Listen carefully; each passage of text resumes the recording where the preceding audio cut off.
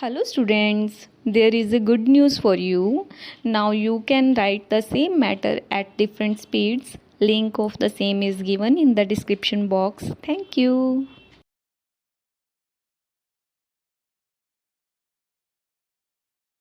Start. On the 22nd February 1951, this court directed that the petitioner should be set at liberty forthwith, and at that time the petitioner was present in court. Stop. According to a note made by the bench clerk, the delivery of our judgment was completed on the 22nd February 1951. Stop. The petitioner then asked us whether he was free to go, as the police officers were present in court. Stop. We then told him that he was at liberty to go wherever he pleased, as he became a free citizen. Stop.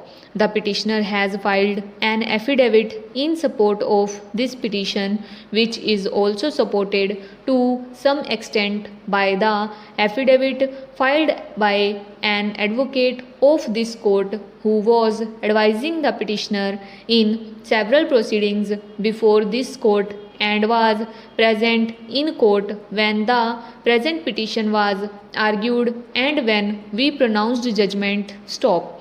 The events that transpired subsequently have been narrated in these two affidavits, and the facts are not seriously controverted by the respondents. Stop. Para.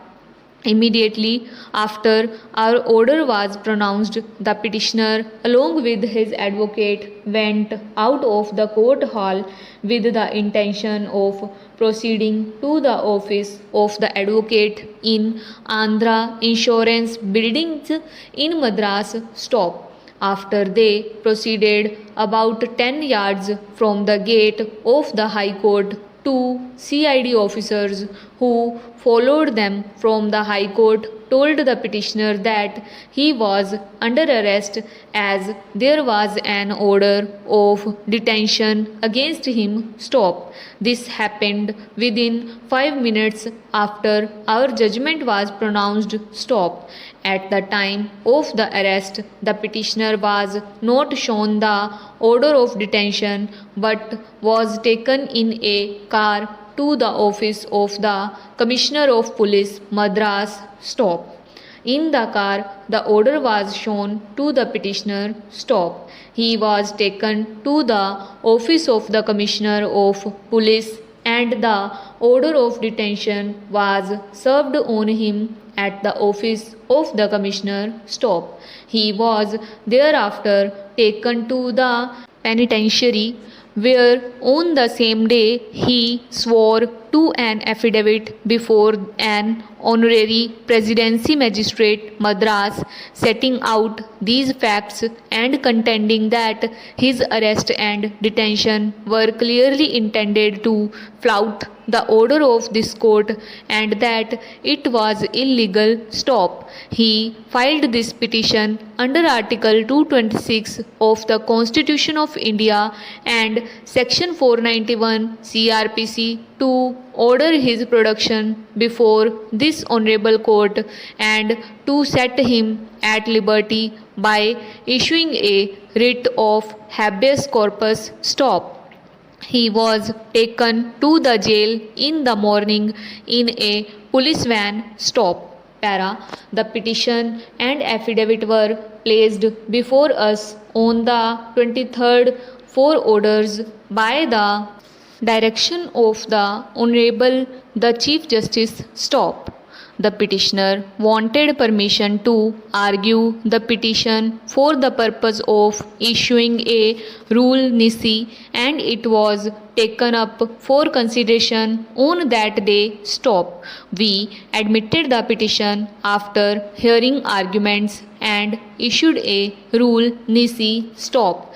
As the learned Advocate General was present in court at that time, In consultation with him, the petition was postponed for final disposal for next date. Stop. Para. 2 counter affidavits were filed on behalf of the respondents, one by the Deputy Secretary to Government Public Department and the other by the Assistant Commissioner of Police Intelligence Section, Madras City Police. Stop.